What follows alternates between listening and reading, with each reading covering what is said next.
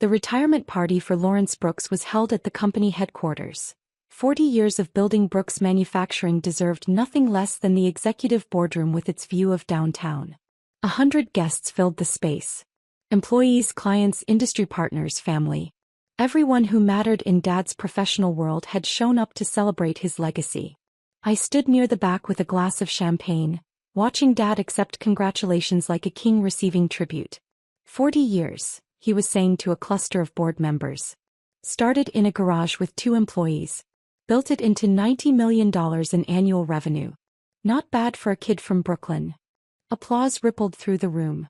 My brother Marcus stood beside Dad, beaming in his custom suit. At 36, he'd worked his way up from sales associate to VP of operations. Today he'd become CEO. Mom found me by the windows. Sweetheart, you're hiding. Just observing. You should be up front. This is a family moment. Marcus is up front. That's enough family representation. She frowned. Don't be bitter. I'm not bitter. Your father worked hard to build this company. Marcus earned his position. I know. Then why do you look like you'd rather be anywhere else? I sipped my champagne. Just thinking. The speeches started. The CFO talked about Dad's vision. The head of manufacturing praised his innovation. Longtime clients shared stories about his integrity. Then Dad took the microphone. Thank you all for being here, he began. 40 years ago I had a dream. Build something that lasts. Create jobs. Make products that matter. He gestured around the room. We did that together. More applause. But every leader needs to know when to step aside. Fresh perspective, new energy. That's what takes a company to the next level. He put his arm around Marcus. Which is why I'm thrilled to announce that my son Marcus Brooks will be your new CEO effective Monday. The room erupted in applause. Marcus took the microphone, his voice confident. Big shoes to fill, but I'm ready for the challenge. Dad built an incredible foundation. My job is to take Brooks Manufacturing into the future. They shook hands for the photographer. The perfect succession moment. Dad reclaimed the microphone. I want to address something while we're all here. His tone shifted. Leadership isn't for everyone. It takes a specific kind of person, vision, drive, willingness to make hard decisions. I felt my stomach tighten. My daughter Sophia is here today. He scanned the room until he found me. Sophia's tried various careers. Marketing, consulting, entrepreneurship. She's explored her options. Every head turned. But running a company like this? That takes something different. Something she doesn't have. He said it kindly, like he was stating an obvious fact. Leadership isn't taught, it's innate. Marcus has it. Sophia doesn't. And that's okay. Not everyone is built for the executive suite. The silence was excruciating. So while Marcus takes the helm, Sophia will continue doing whatever it is she does. He smiled at me. We love her anyway. Polite, uncomfortable laughter. Mom squeezed my arm. He doesn't mean it harshly. I said nothing. Marcus approached the microphone again. Obviously, all personnel decisions go through proper HR channels. But I wanted to say, if Sophia ever wants to explore opportunities at Brooks Manufacturing, she's welcome to apply through normal processes. Very professional of you, Dad approved. I believe in meritocracy, Marcus continued. Family gets no special treatment. If Sophia wants an entry-level position and works hard, she could advance over time. Entry-level, I repeated quietly. Mom heard me. Everyone starts somewhere, dear. The speeches concluded. Waiters circulated with hors d'oeuvres. I retreated to the windows watching the city below. That's when I saw Dad's lawyer, Robert Martinez, enter the boardroom. He looked agitated, scanning the crowd until he spotted Dad. Robert crossed the room quickly, whispered something to Dad. Dad's face changed. He excused himself from his conversation and followed Robert to a quiet corner. I couldn't hear them, but I watched Dad's expression shift from confusion to shock to something approaching panic. Robert pulled out a tablet showing Dad something. Official-looking documents. Dad grabbed the tablet, scrolling frantically. Marcus noticed. Dad? Everything okay? Dad didn't answer. He was reading, his face getting redder with each second. Robert said something else. Dad's mouth opened and closed. The room was starting to notice. Conversations died down. Finally, Dad looked up from the tablet. His eyes found mine across the room. Sophia. His voice carried despite being quiet. We need to talk. Now. I walked over calmly. Dad's hand shook as he held the tablet. Robert just informed me of something. Something I didn't know about. Okay. There was an acquisition this morning. Brooks Manufacturing was purchased by a private equity firm called Summit Holdings. I heard about that, I said. You heard about it? It was in the paperwork I signed at 9 a.m. The room had gone completely silent. Marcus stepped forward. What paperwork? I looked at Robert. Should I explain or would you like to? Robert cleared his throat, addressing the room.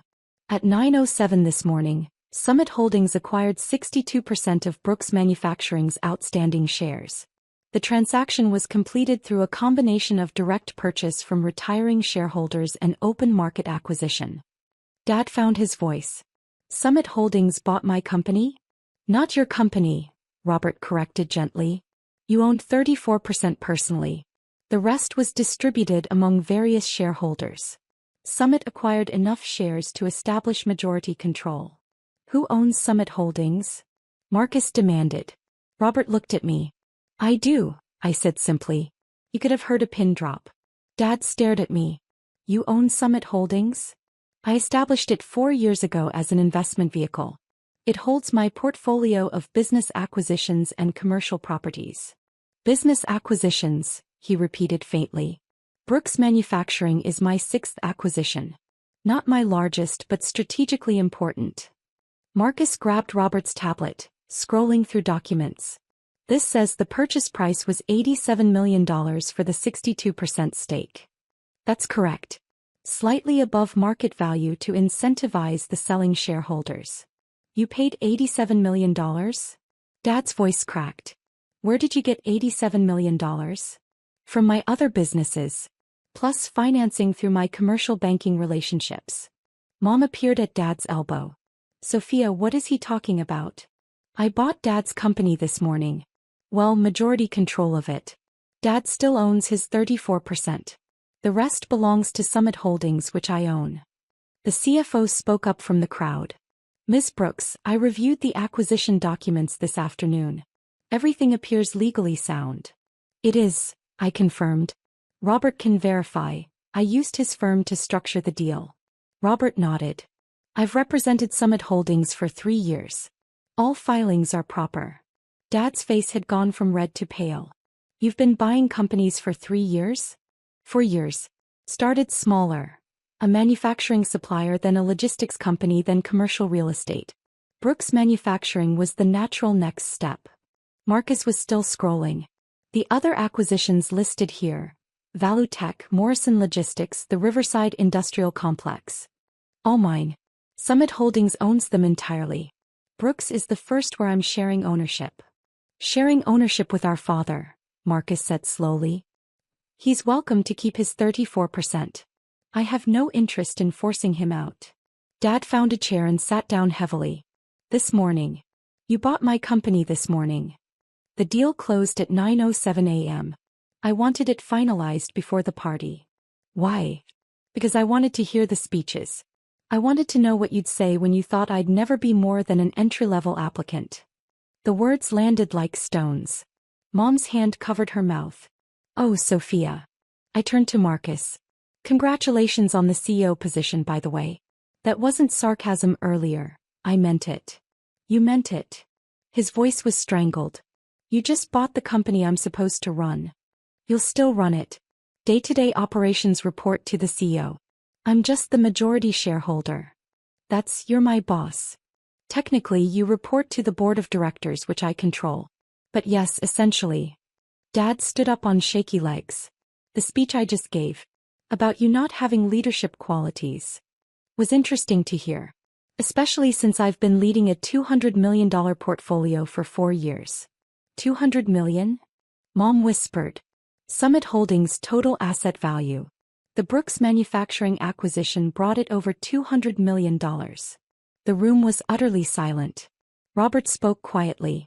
Lawrence, you should also know. Sophia has requested a board meeting for Monday morning.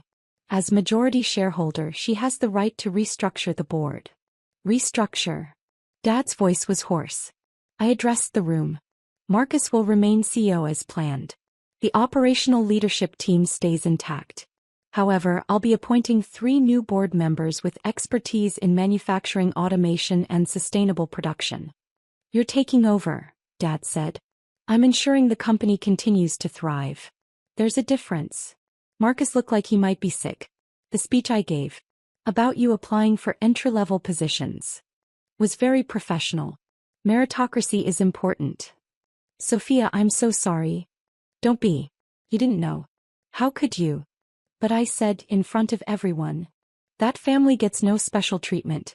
Which is admirable. And true. My acquisition of the company went through the same legal channels as any other purchase. No special treatment. The CFO stepped forward. Ms. Brooks, the board meeting Monday. What should we expect? A review of current operations, discussion of the 5-year strategic plan, and introduction of new oversight measures. Standard post-acquisition protocol. And the current executive team? Stays in place. You all know this business far better than I do. My role is strategic guidance and capital allocation, not day-to-day management. Dad's voice was barely audible. You planned this. For how long? I've been watching Brooks Manufacturing for 2 years. Waiting for the right moment. When you announced your retirement and Marcus's promotion, several minority shareholders decided to sell. That created the opportunity. 2 years, he repeated. I wanted to be sure the company was stable before acquiring it. That the leadership transition would be smooth. Marcus as CEO made sense. He knows the operations inside and out. Marcus sat down next to Dad. You really think I can do this? I wouldn't have maintained your appointment if I didn't. CEO was Dad's choice. I'm honoring it. But you own the company now. I own majority shares. There's a difference. You run it. I provide resources and strategic direction. Mom finally found her voice. The businesses you mentioned. The $200 million portfolio. How? Started with a $400,000 inheritance from Grandma Brooks. She left it to me when I was 26. Everyone thought I'd waste it. I paused. I invested it instead. Bought a struggling manufacturing supplier, turned it around, sold it for $1.2 million. Reinvested those profits. Then did it again. And again. 8 years, Dad calculated. You've been doing this for 8 years? Quietly, yes. Why quietly? Because I wanted to build something based on merit, not the Brooks name. Summit Holdings has no public connection to me. It's just an investment firm with a solid track record. Until today, Marcus said. Until today, I agreed. Robert interjected. For what it's worth, Sophia's reputation in investment circles is excellent. Summit Holdings is known for turning around underperforming companies without massive layoffs. Dad looked at me like he'd never seen me before. All those careers I said you tried, marketing, consulting, entrepreneurship, were building blocks. I learned marketing at a startup, consulting at a corporate firm, entrepreneurship by running my own ventures. Each skill contributed to Summit Holdings.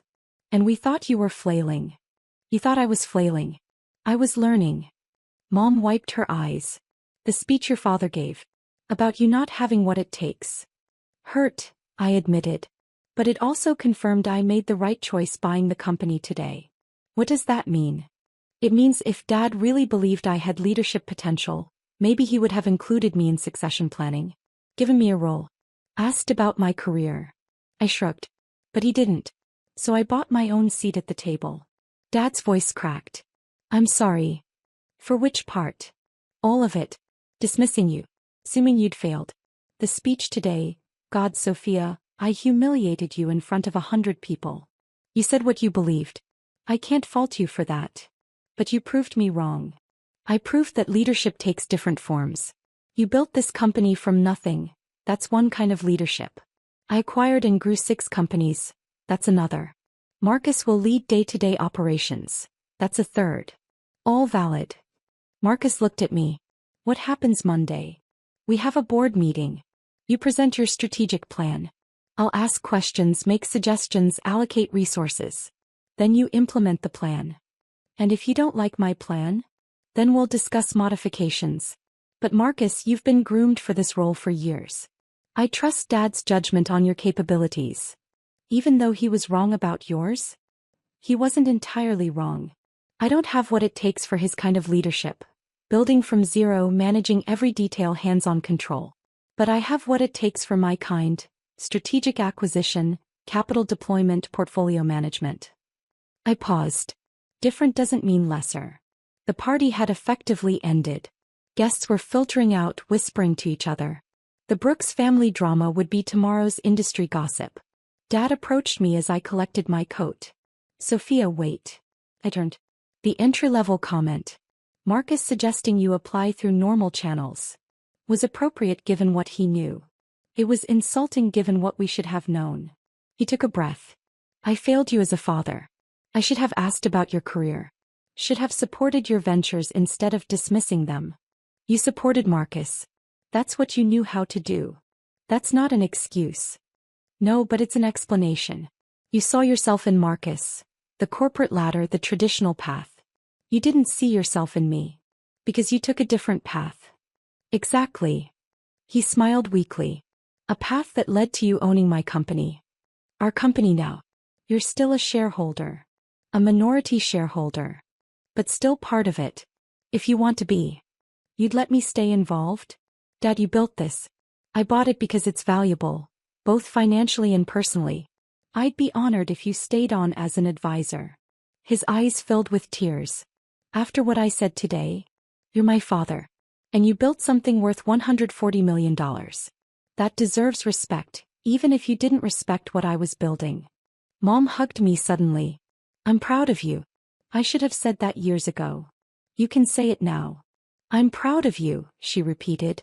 And I'm sorry we didn't see what you were accomplishing. Marcus joined us. So, Monday morning. 9 a.m. board meeting. 9 a.m. sharp, I confirmed. Should I be nervous? Only if your strategic plan is terrible. He laughed despite himself. It's pretty solid, actually. Then you'll be fine. Sophia. He hesitated. Thank you for keeping me as CEO.